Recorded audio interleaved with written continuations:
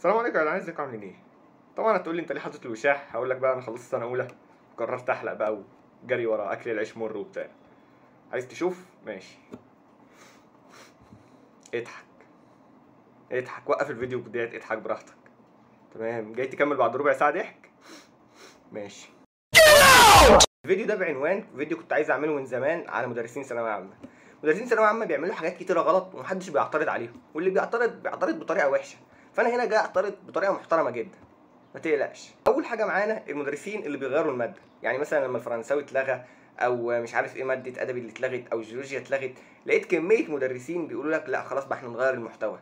يعني اللي الفرنساوي اتلغى راح غير انجليزي، يعني من عنده كده، فاهم؟ او مثلا اللي راح الجيولوجيا اتلغت راح غير لي احياء، اللي مش عارف غير له ماده راح غير له ماده. انا مش متخيل بقى لو لغوا الرياضه هتلاقي بتوع الرياضه بيشرحوا كيمياء بقى ولا مش عارف بيشرحوا ايه، فاهم؟ ولما تيجي تسال الاستاذ ده غيرت ليه، يقول لك لا ما انا اصلا مش خريج تربيه، انا خريج كليه علوم. فاهم؟ عادي يا عم، امشي في احياء وكيمياء وفيزياء وعربي كمان، مش كلنا عرب وده بيتكلم عربي واحنا اهل القران. خلاص يا عم اخش عربي عادي، يعني ما جاتش عليا. اصل يعني ايه اغير مثلا الماده اللي انا بديها في يوم وليله؟ في يوم وليله، فاهمني؟ اللي هو او مثلا انا كمعيد ثانويه عامه بقدم محتوى تحفيز ثانويه عامه، مش تحفيز، نصايح ثانويه عامه. الاقي تاني يوم مثلا اقوم قالب اعمل محتوى زي توفيق الحديدي مثلا واسمي نفسي معاذ النحاسي. ودي في ذات نفسها غلط اصلا. يعني انت اصلا مش بتاع تربيه ولا اي حاجه، خريج علوم او خريج صيدله او خريج اي حاجه، عمال تدي لي فيزياء وكيمياء واحياء ومش عارف تقول يا عم ما ده تخصصي. ما هو انت المشكله ان انت مش بتاع تربيه اصلا، انت مش بتاع دروس. يعني ده الفكره بقى اللي بتخليها من مجرد تدريس لهدف مادي بحت، ان هو مش بتاع تدريس ولا اي حاجه، فبيقع في اغلاط بالهطل. ممكن لو انت استاذ، لو بقى خريج تربيه وبيفهم في التدريس بجد مش هيعمل كده لان غرضه التدريس، لا هو هنا هدفه مادي بحت. او مثلا في حوار في كميه ناس تم فتح باب الحجز. انت مين يا ابني؟ لا انا في تالتة كليه هندسه، بس قلت اعمل مجموعه رياضه كده امشي بيها حالي. انا في كليه طب، اما افتح تم فتح باب الحجز احياء.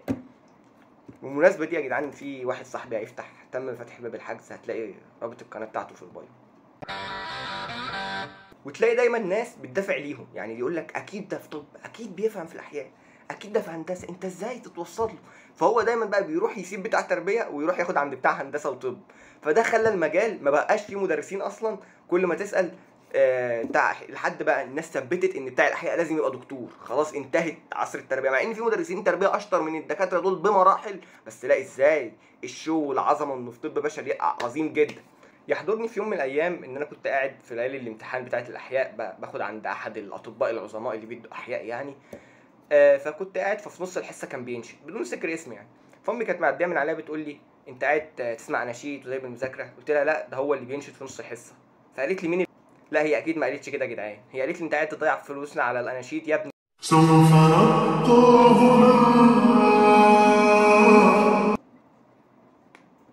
نبقى وفي جزئيه كمان يا جدعان، حوار المدرسين، لا مدرسين ايه، الطلاب اللي هم بيحبوا المدرسين قوي دول، فاهم؟ اللي انت لما يكون طالب بيحب المدرس قوي والمدرس ده ما بيعرفش يشرح، بس يقول لك لا ازاي لازم اخد عنده، ده انا بحبه.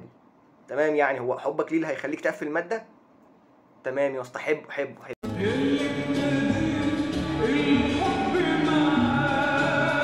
والمدرسين بتوع فتح باب الحجز زي كده طلاب طب وهندسه، ما علينا يعني، بس بتوع تم فتح باب الحجز في منهم بيفتح باب الحجز وثانويه عامه القديمه لسه ما خلصتش.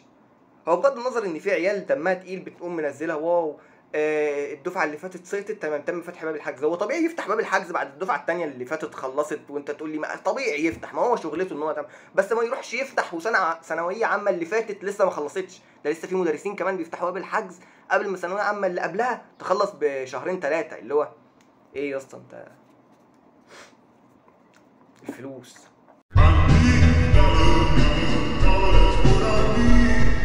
وطبعا في جزئيه بقى المدرسين اللي هم بيقعدوا يندبوا بعض، وده عمل وده عمل، مش بتوع الاونلاين هتلاقيها مش منشوره، بتوع الاونلاين هتلاقيهم اكتر ما بين المدرسين وما بين بعضهم. مثلا لو انت في منطقه ما في مصر هتلاقي ده بيندب ده عشان ده عنده اكتر من ده، وده توسع وده ما توسعش، في ده قاعد يندب في ده.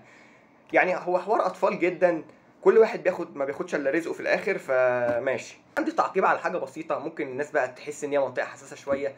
المدرسين اللي بيصوروا تيك توك مع البنات، غالبيه المدرسين بيصوروا تيك توك مع البنات هتلاقيهم ما بيصوروش تيك توك مع الولاد. هم نفس المدرسين اللي هتلاقيهم على الفيسبوك مثلا بيدي رياكتات للبنات ويعلق لهم، وادي لصاحبك اللي هو صاحبك ده ممكن بيكون بيحب المدرس ده قوي عن البت دي، هتلاقي المدرس ده بيديله لايك او بيعدي البوست كده، فاهم؟ يا ريت تبطلوا، يا ريت تحذفوا التيك توك من مصر، هاشتاج انترنت محدود في مصر. وفي برضه المدرسين اللي بيتجوزوا من الطلاب اللي عندهم، يعني الطلاب البنات طبعا، يعني فاهمني، اللي هو انا بلاقي فيه ترندات على التيك توك، انا كانت معايا في الماده فشلتها الماده فقمت اتجوزتها. انا مش عارف هو ده ترول ده ولا حقيقه، بس يا اسطى انا بحسك بتوفي. وبص نصيحه في الاخر، انت ما بتاخدش عند مدرس عشان تكون بتحبه او ما بتحبوش، مش شرط المدرس اللي انت بتكون بتفهم منه بتكون بتحبه، مش شرط خالص. فكك بقى، هتلاقي ناس بتقول لك لا ده اهم حاجه القبول ومش عارف ايه ومش عارف ايه، ماشي تمام.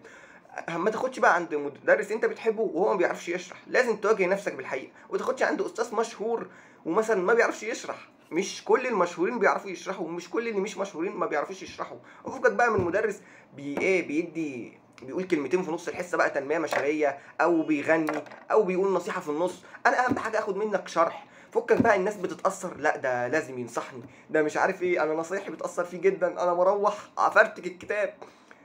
انت الهدف الاساسي من اي مدرس انت تدخل عنده بتكون بتفهم منه، بتحبه وما بتحبوش، محدش مهتم بمشاعرك، اهم حاجه ان انت تكون بتفهم منه وبس كده خلاص.